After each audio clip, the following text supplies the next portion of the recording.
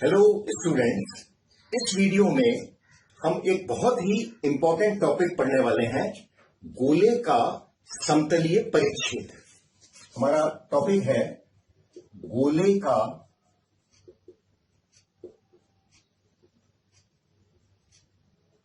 समतलीय परिच्छेद।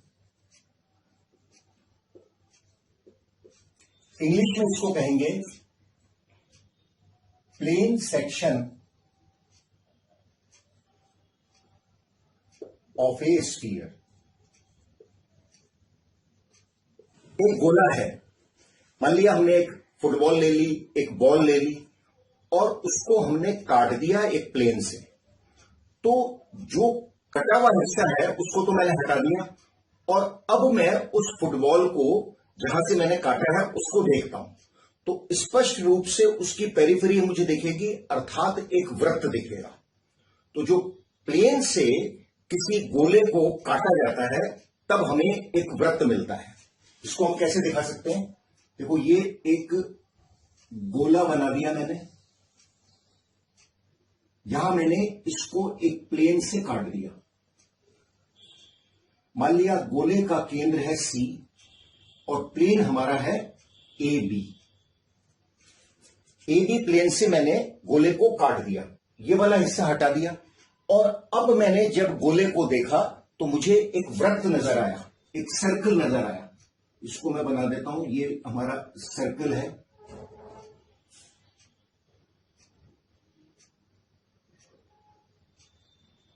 इस सर्कल पर यदि मान लिया सर्कल का केंद्र एन है तो मैंने सी बिंदु को एन से मिला दिया और सी बी मेरा क्या होगा? ये तो गोले की त्रिज्या होगी, तो सी बी गोले की त्रिज्या है। अब यहां स्पष्ट है कि जो सी एन है वो लंबवत है ए बी पे।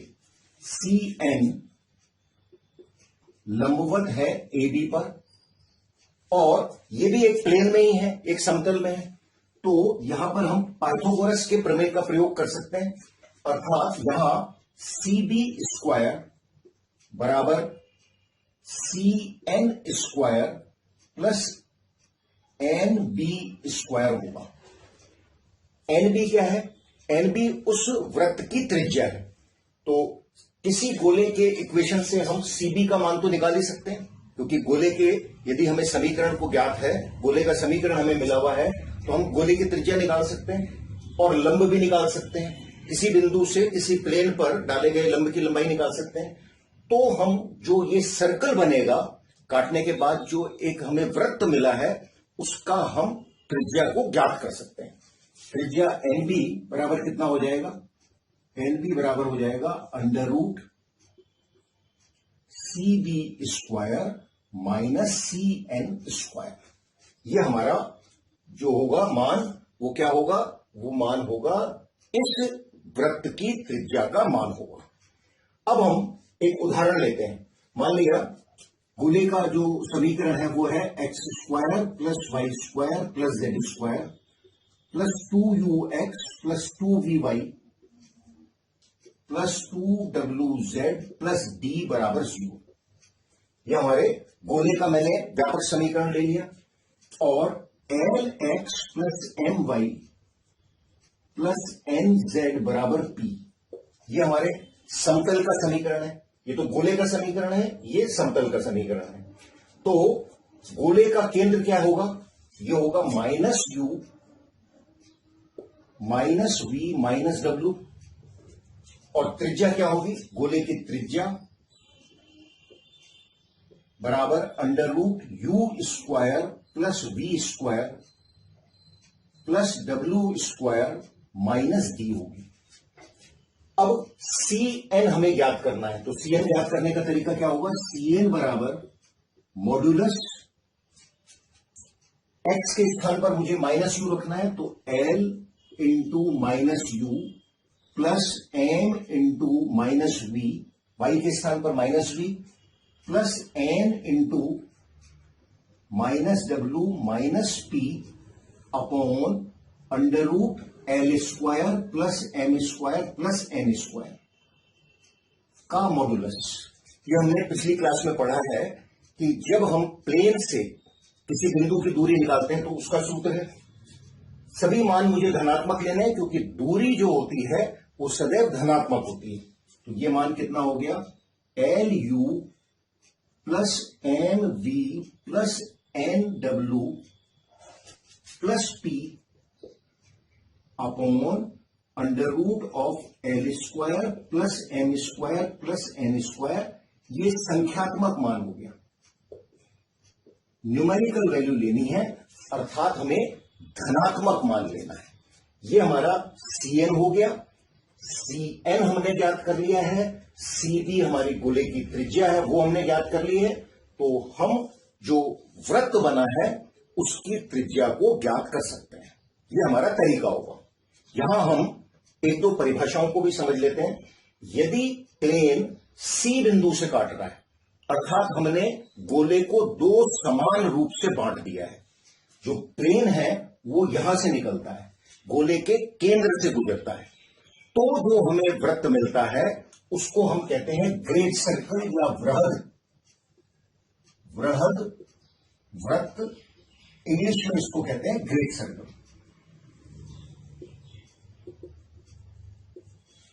ग्रेट सर्कल क्या है, वृहद वृत्त क्या है, कि यदि हम किसी गोले को इस प्रकार से समतल से काटें, परिच्छेद करें कि वह गोले के केंद्र से गुजरता है, तो ऐसे प्राप्त वृत्त को हम वृहद वृत्त या ग्रेट सर्कल कहते हैं। अब जो ग्रेट सर्कल होता है उसका केंद्र जो होता है वही गोले का केंद्र भी होता है, और वही जो गोले की त्रिज्या होती है उस वृत्त की भी वही त्रिज्या होती है। तो इंपॉर्टेंट बात क्या हो गई, इधर लिख लेते हैं, इधर से मैं मिटा देता हूं।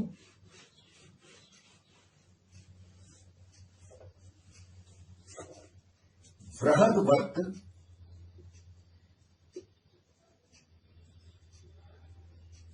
की त्रिज्या तथा केंद्र वही होता है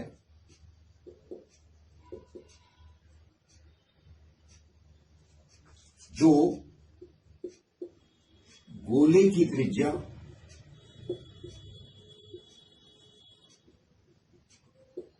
और गोले का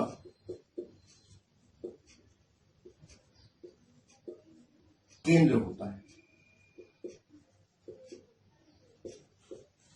यदि जो समतल है वो गोले को C बिंदु से काटते हुए जाए तो वही तो हमें केंद्र मिलेगा, जो कि गोले का केंद्र है, वही वृहद वृत्त का केंद्र होगा, और जो त्रिज्या होगी वो भी गोले की त्रिज्या के बराबर होगी।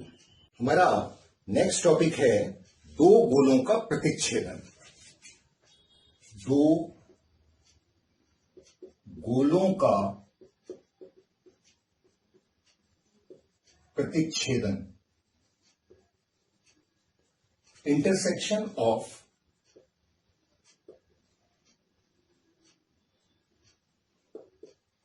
To spheres.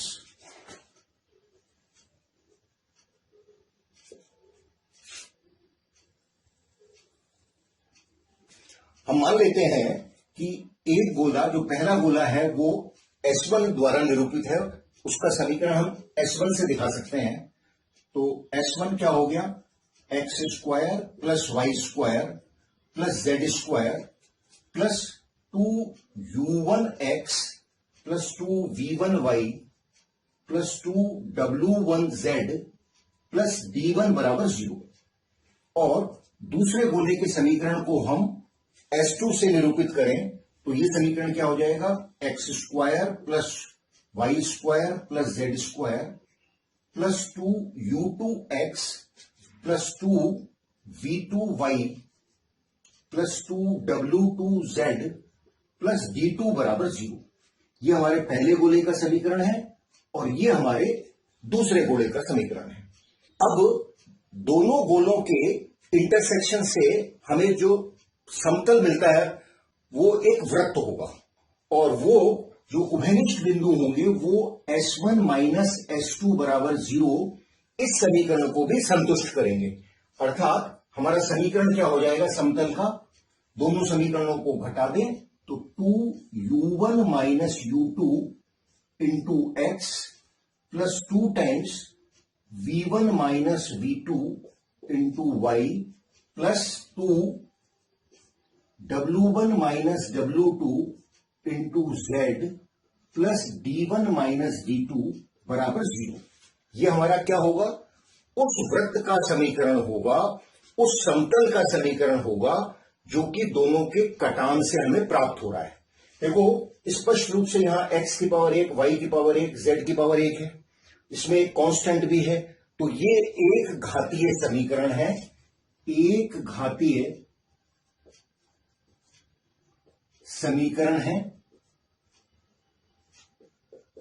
लीनियर इक्वेशन है ये,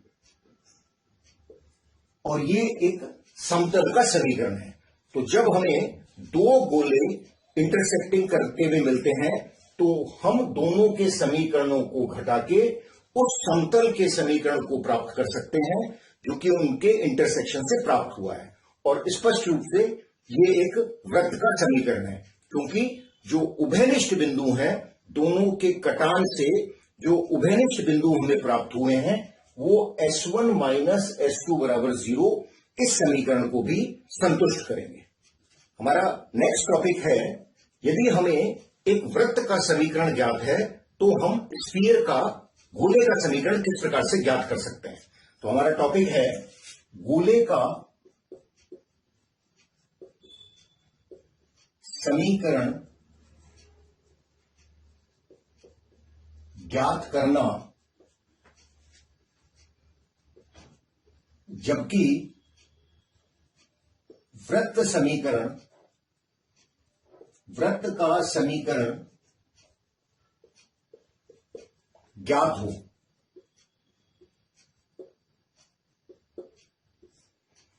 फाइंडिंग आउट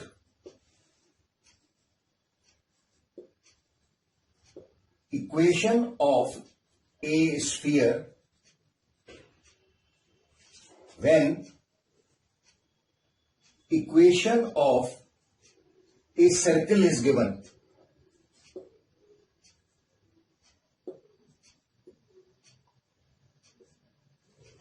अब देखो, यदि एक गोले का समीकरण हमें ज्ञात है और एक समतल उसको काट रहा है तो हम एक वृत्त प्राप्त करते हैं। यह हम देख चुके हैं अपने पिछले कंसेप्ट्स में।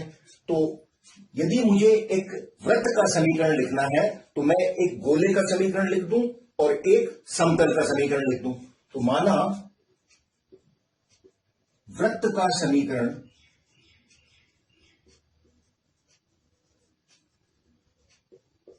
है s बराबर, तो हमें मिला है x square plus y square plus z square plus 2ux plus 2vy plus 2wz plus d बराबर 0। यह हमें एक गोले का समीकरण मिला है। और एक प्लेन समतल का समीकरण क्या है, lx plus my plus nz plus p बराबर 0। यह हमें एक समतल का समीकरण मिला है। तो ये दोनों मिलकर क्या निरूपित कर रहे हैं, एक वृत्त के समीकरण को निरूपित कर रहे हैं। तो जो गोले का समीकरण होगा वो इस पर भी स्थित होगा और इस पर भी स्थित होगा। अर्थात गोले का समीकरण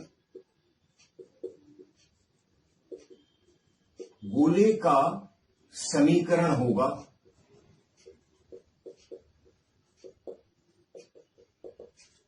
s प्लस लैम्डा पी बराबर 0, जहां लैम्डा कोई अचल है। और इस लैम्डा का मान हम प्रश्न में दी गई अतिरिक्त जानकारी से प्राप्त कर सकते हैं। तो यदि हमें एक वृत्त का समीकरण ज्ञात है, किस रूप में, एक गोले का समीकरण और एक समतल का समीकरण, तो हम उस गोले का समीकरण ज्ञात कर सकते हैं जो कि उस वृत्त से गुजरता है। क्योंकि उस वृत्त से गुजरता है वो समीकरण क्या होगा, s प्लस लैम्डा पी बराबर 0, और लैम्डा का मान हमें प्रश्न में दी गई अतिरिक्त जानकारी से प्राप्त करना है। अब हम इन कंसेप्ट्स पे बेस्ड कुछ क्वेश्चंस को नेक्स्ट वीडियो में लेते हैं।